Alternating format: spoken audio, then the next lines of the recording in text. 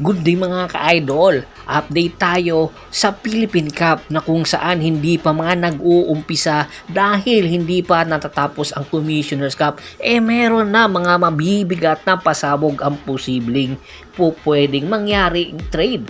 Ayon nga sa ating insider, isang big man ng Barangay Ginebra San Miguel ang nagre-request na magpakawala na or pakawala na siya at lumipat na ng ibang team. Ito ay si Sydney Onhubere. Ayon nga mismo kay Idol Snow Badua din. Ayon nga din sa ating insider, dahil nga ilang season at ilang konferensya na siyang nananatili sa Barangay Ginebra, ay tila walang minuto itong nakukuha sa kanyang paglalaro sa Barangay Ginebra San Miguel.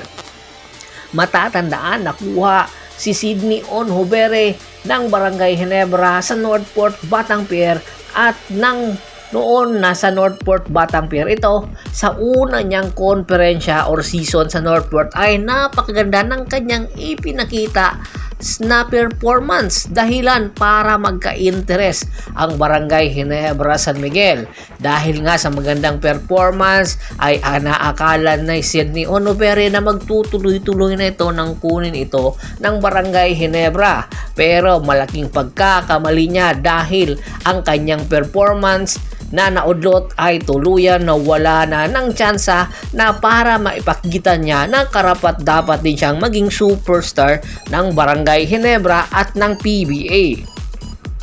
Kaya naman napag-isip-isip na ni Sydney Onhubere na hindi siya karapat-dapat sa Barangay Ginebra San Miguel. Oo, sikat na team ang Barangay Ginebra San Miguel, pero ang kanyang kinakailangan ang minuto na pwede niyang ipakita sa kanyang mga fans at syempre sa lahat ng fans ng basketball na karapat dapat siya dahil meron itong talento at the same time kaya niya makipag-compete sa iba't ibang player ng PBA, especially yung mga superstar. Kaya bago pa man mahuli ang lahat at magkaedad si Sydney Onhubere, hinihiling niya sa Barangay Ginebra Management na i-trade na ito at hanapan ng kupunan na pwede niyang puntahan, at isa nga ang destinasyon ay ang Converge Fiber Xers.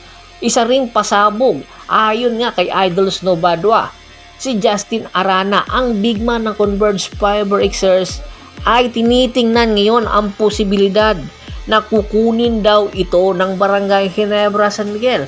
Interesado si Coach Timko na makuha ang big man ng Converge na si Justin Arana para padalimin ang kanyang big one rotation.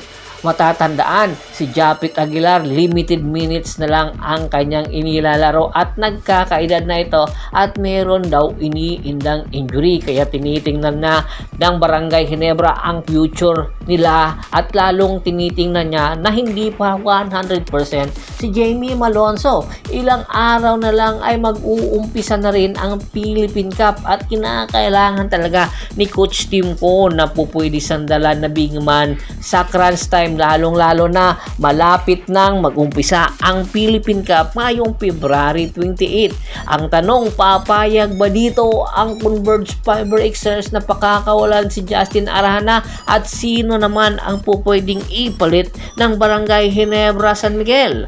Kaya nga, marami ang nagsasabi hindi papayag dito ang Converge Fiber Xers dahil hindi sila ang farm team ng Barangay Ginebra San Miguel. Natuto na ang Converge Fiber Xers nang pakawala nila si Maverick Ahanmisi, Jeron Teng, at hindi na pwede pa na magpakakawala sila ng mga players dahilan para hindi maganda ang kanilang naging performance sa kasalukuyang Commissioner's Cup. Kaya inaasahan na maghahanda talaga ang Converge sa pagbabalik ng Philippine Cup at babawi ito at iangat ang kanilang kartada at hopefully makapasok sa semifinals. Pero meron na naman daw problema ngayon ang Converge Fiber Xers dahil isa sa mga player nila or point guard ay nagre-request din na magkawala na at pakawalan na siya ng Converge Fiber Xers. Ito ay si Alex Stockton. Si Alex Stockton, isa sa mga sinasandalang guard ngayon ni Coach Aldin Ayo dahil sa kanyang magandang performance. Si Alex Stockton, isang two-way player na po pwedeng magdala sa Converge Fiber Xers sa promising land papunta sa finals kung papalarin makapasok sila sa Philippine Cup. Pero interesado daw ang Barangay Ginebra sa nasabing player din kung sakaling ibigay nga ito ng Converge Fiber Xers dahil kulang na kulang ngayon ang Barangay Ginebra ng isang guard na big man at the same time two-way player.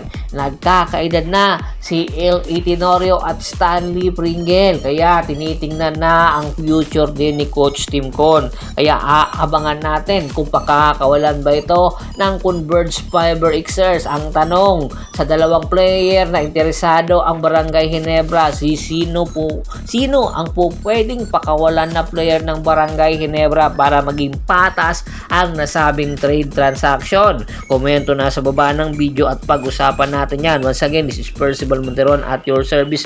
Don't forget to subscribe my sports channel at don't forget to click the notification bell button para nga maging updated palagi sa kwentuhan. At bago pa man natin tapusin ang ating kwentuhan, shoutout muna tayo sa ating mga followers at subscribers kay Sir Ricky Lanza ng Ricky Rider TV ng Tansa, Cavite, Kagawad kat sa Kinudukusin ng Hagonoy, Bulacan.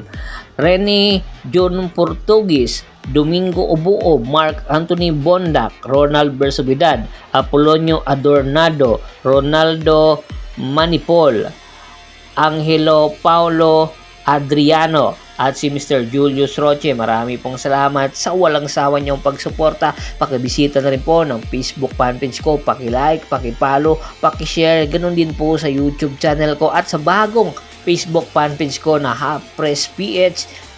Paki-like, paki-follow hanggang sa muling kwentuhan. Maraming salamat po.